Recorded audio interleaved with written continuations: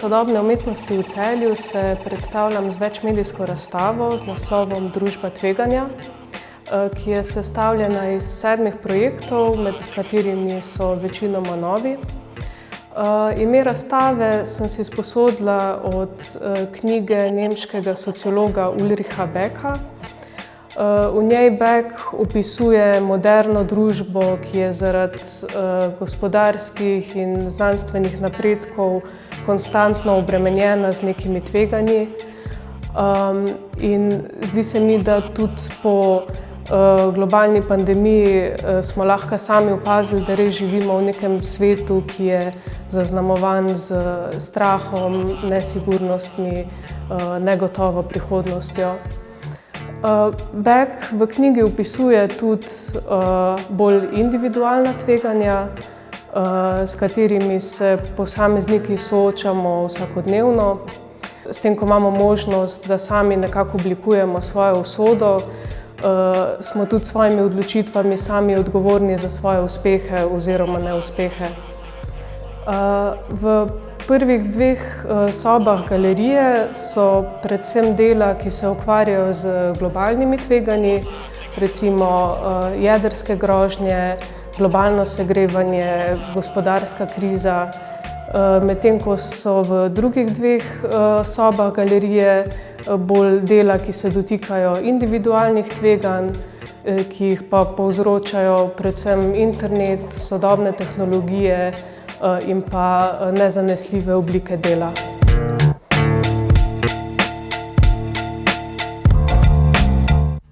V prvi sobi galerije je postavljena instalacija z naslovom Onkraj velikega filtra, ki se ukvarja predvsem z problematikami globalnega segrevanja. Delo je inspirirala slovenska ljudska pripoved o kurentu in povodnju, ki po vsebini zelo spominja na zgodbo v Noetovi barki, samo da se tukaj pred vesoljnim potopom reši Kranjec, in sicer tako, da se oprime vinske trte. Ker je pa ta rastlina poleg ajde bila posvečena poganskemu bogu Kurentu, se je ta usmilil Kranjca in ga rešil. Kranjec pa je potem Kurentu obljubil, da bodo on in njegovi potomci naprej častili ti 2 rastlini in ju širili po svetu. No, ta 2 simbola, torej vinska trta in ajda, se tudi pojavljata v tej instalaciji. V sredini je postavljen šotor, ki predstavlja nek prostor čaščenja. Znotraj šotora je pa košara, ki sem jo spletla iz vinske trte. V njej so pa semenske kroglice, narejene iz zemlje, komposta in ajdovih semen. Te so namenjene obiskovalcem galerije, da jih vzamejo s seboj in potem po želji nekje posadijo. Okrog šotora na tleh ležijo še mehke skulpture, narejene iz hlačnih nogavic, napolnjenih z ajdovimi luščinami in žagovino. Te nekako predstavljajo ponovno širjenje človeštva in na pogled spominjajo na neke primitivne življenjske oblike, nekatere so pa tudi preoblikovane v človeška spolovila. Za hlačne nogavice sem se odločila zato, ker nekako po svojih karakteristikah, torej fleksibilnosti pa prilagodljivosti, zelo spominjajo na človeka. So pa tudi edini sintetičen material v tem delu in nekako tako kot človek predstavljajo nek tujek v naravnem ekosistemu. V drugi sobi galerije je postavljena instalacija z naslovom Ostanki antropocena. Gre za lesene police, na katerih so različni zavrženi predmeti, ki sem jih slučajno odkopala za svojo hišo, na mestu, kjer se je kasneje izkazalo, da je bilo tam divje odlagališče. Že naslov nekako pove, da gre za neko arheološko najdbo iz neke postčloveške ali pa postapokaliptične prihodnosti. Antropocen je namreč zaenkrat še neuradno poimenovanje trenutnega geološkega obdobja, se pravi obdobja, kjer je človek tista glavna sila sprememb na svetu. Poleg teh razstavljenih predmetov je na steni tudi QR koda, ki vodi do registra divjih odlagališč Slovenije, ki ga od leta 2009 popisuje društvo Ekologi brez meja. Po podatkih iz leta 2018 naj bi bilo v Sloveniji v naravi še vedno okoli 230.000 kubičnih metrov odpadkov. Poleg teh odpadkov so nad policami tudi fotografije iz tega časa, ko sem jaz odkopavala te predmete, tako da se vidi tudi proces tega izkopavanja.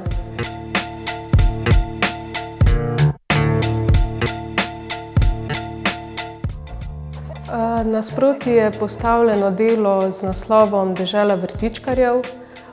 To se seveda nanaša na Slovenijo, ki je v Evropi na samem vrhu po številu vrtov. Naj bi svoj vrt imeli kar 2/3 Slovencev. Gre za serijo 400 fotografij različnih vrtičkov, ki sem jih pridobila tako, da sem po več ur na dan virtualno potovala po panoramski funkciji Street View na aplikaciji Google Zemljevidi. Sproti sem označevala lokacije teh vrtičkov, nekatere izmed njih sem pa tudi naredila screenshot in jih potem natisnila za razstavo. Poleg teh fotografij je tudi tablični računalnik, kjer lahko obiskovalci si ogledajo več kot 1000 lokacij različnih vrtičkov in po možnosti tudi dodajo kako novo lokacijo. Tukaj me predvsem zanimala tema samooskrbe, ki je danes pač zaradi gospodarske krize in globalne pandemije in drugih razlogov zelo aktualna tema. Se pa delo tudi dotika vprašanja zasebnosti, ker lahko pač vidimo, da s to sodobno tehnologijo lahko v bistvu kdorkoli, komorkoli pogleda čez mejo. V naslednji sobi se predvaja videodokumentacija performansa Hustler, ki sem ga izvajala znotraj Moderne galerije na otvoritvi U3 Trienala sodobne umetnosti leta 2019. V prejšnjih letih sem v svojih projektih se večinoma ukvarjala s tematikami povezanimi z seksualnostjo in pornografijo in sem za nekatere projekte ustvarila neko spletno persono z imenom Isabel Peacocks in potem pod tem imenom na različnih pornografskih platformah poskušala zamegliti mejo med pornografijo in umetnostjo. Pri tem performancu sem se pod imenom Isabel postavila v vlogo webcam dekleta in znotraj galerije v živo nastopala pred spletno kamero na spletni pornografski videoklepetalnici. Ta webcam dekleta na teh klepetalnicah ponavadi nastopajo tako, da se pred kamero v živo samozadovoljujejo ali izvajajo striptease ali uporabljajo kakšne spolne pripomočke.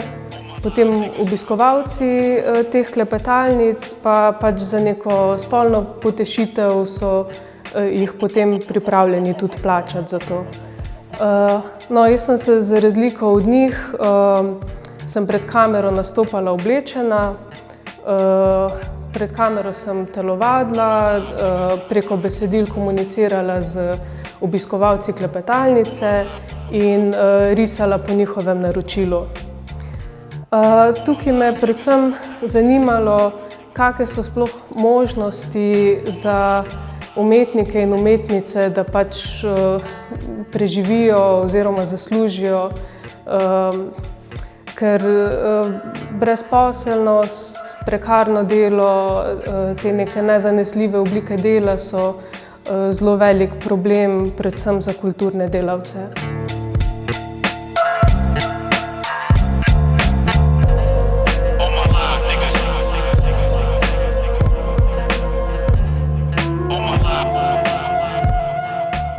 V zadnji sobi galerije so postavljeni 3 projekti, od katerih se 2 delno navezujeta tudi na to spletno persono Isabel Peacocks. Eno izmed teh del se imenuje Poklon umetnosti in gre za serijo 8 vektorskih risb oziroma avtoportretov, ki sem jih poslala različnim oboževalcem moje spletne persone in vsebin, ki sem jih pod tem imenom objavljala na pornografskih straneh. Te dopisnike sem prosila, da mi v zameno za risbo pošljejo nazaj nek odziv in večina izmed njih mi je poslala videoposnetek ali pa fotografijo sebe medtem, ko masturbirajo ob mojih risbah. Kasneje sem se naučila, da je to pogosta praksa v pornografski industriji in da se temu reče cum tribute. Po slovensko bi lahko to prevedli v poklon sperme, zato sem se potem odločila naslov projekta dati Poklon umetnosti. To delo se navezuje predvsem na porast parasocialnih odnosov, torej odnosov, ki jih danes ljudje pogosto vzpostavljajo z različnimi estradniki ali pa še posebej internetnimi osebnostmi. Ti parasocialni odnosi so pogosto izkoriščeni tudi za kakšne marketinške namene in tudi za ta projekt bi lahko rekli, da sem v bistvu svoje oboževalce na nek način izkoristila za napredovanje moje umetniške kariere. Ti eksplicitni odzivi oboževalcev so za obiskovalce galerije dostopni preko QR kod, ki so poleg risb.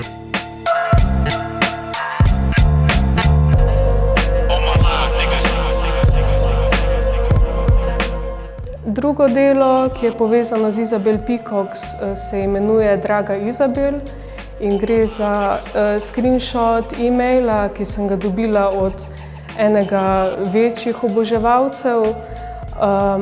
Njegov vzdevek lahko vidimo tudi v prej omenjenem performancu Hustler. Je namreč eden najbolj aktivnih članov na klepetalnici.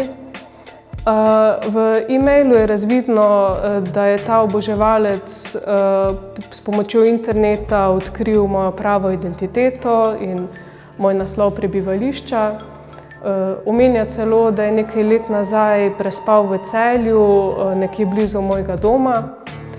Čeprav je na prvi pogled e-mail nekako dobronameren, me v bistvu hoče opozoriti na neke nevarnosti, je dosti očitno, da je prekoračil neke meje.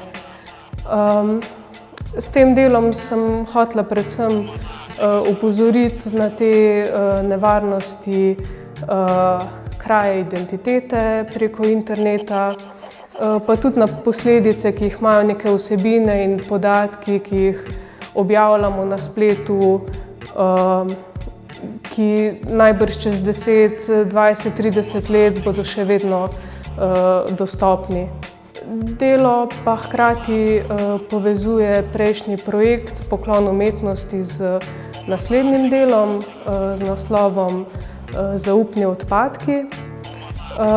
Tukaj gre za 7 kolažev in pa kup uničenih dokumentov, ki sem jih več mesecev ukradla iz smeti bank. Ugotovila sem, da z nekaj truda lahko iz teh razrezanih trakcev razberem dosti osebnih podatkov, recimo od skenov osebnih izkaznic do davčnih številk, številk bančnih računov in tako naprej. 2 izmed teh kolažev so sestavljena iz trakcev, kjer so vidni ti osebni podatki. Sem jih pa cenzurirala z drugimi trakci, kjer so vidni podpisi neznanih oseb. Ostalih 6 kolažev pa prikazuje osebne izkaznice fiktivnih oseb, ki sem jih v bistvu sestavila iz trakcev večjih različnih osebnih izkaznic, tako da še vedno tvorijo neke prepoznavne obraze in imena. S tem delom sem želela prav tako opozoriti na nevarnost kraje identitete, ki je pa še posebej danes v času spletnega poslovanja še toliko večja nevarnost.